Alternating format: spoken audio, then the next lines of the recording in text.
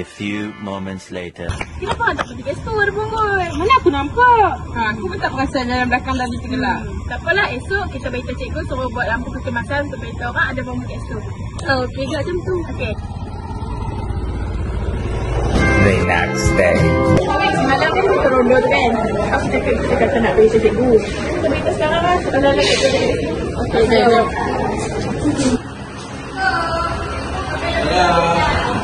Cikgu, sebenarnya apa yang ada kat sekolah ni? Jalan dekat depan sekolah tu gelap lah. Lepas tu budak mati ada kereta laju dan dekat situ. Mungkin dia tak patah kan? Dia tak patah lah. Bagus lah. Apa kamu punya idea nak selesaikan pertandingan? Saya ada satu pertandingan. Saya di AYM Simple. Dia dengar tak? Dan suka kamu masuk pertandingan tu. Jadi tema tahun ni adalah waste to energy.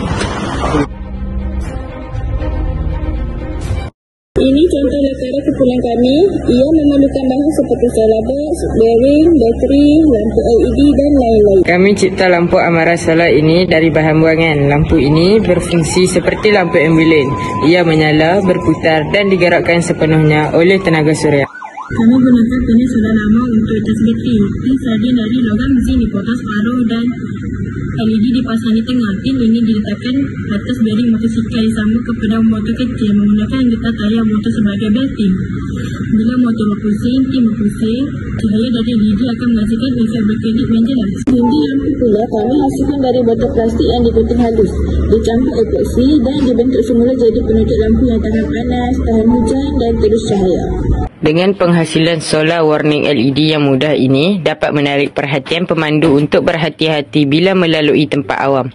Lampu solar yang sentiasa berkelipan juga dapat menarik perhatian pemandu untuk memperlahankan kenderaan mereka. Ini ialah kos barangan yang diperlukan untuk projek kumpulan kami. Semua sekali berharga RM74.50. Lampu ini akan menyala secara automatik pada waktu malam. Ia memberi isyarat amaran yang kuat di kawasan gelap. Ia mudah dibina, kos rendah dan sesuai digunakan. Contohnya di tepi jalan, depan rumah, kawasan sekolah atau kawasan berbahaya.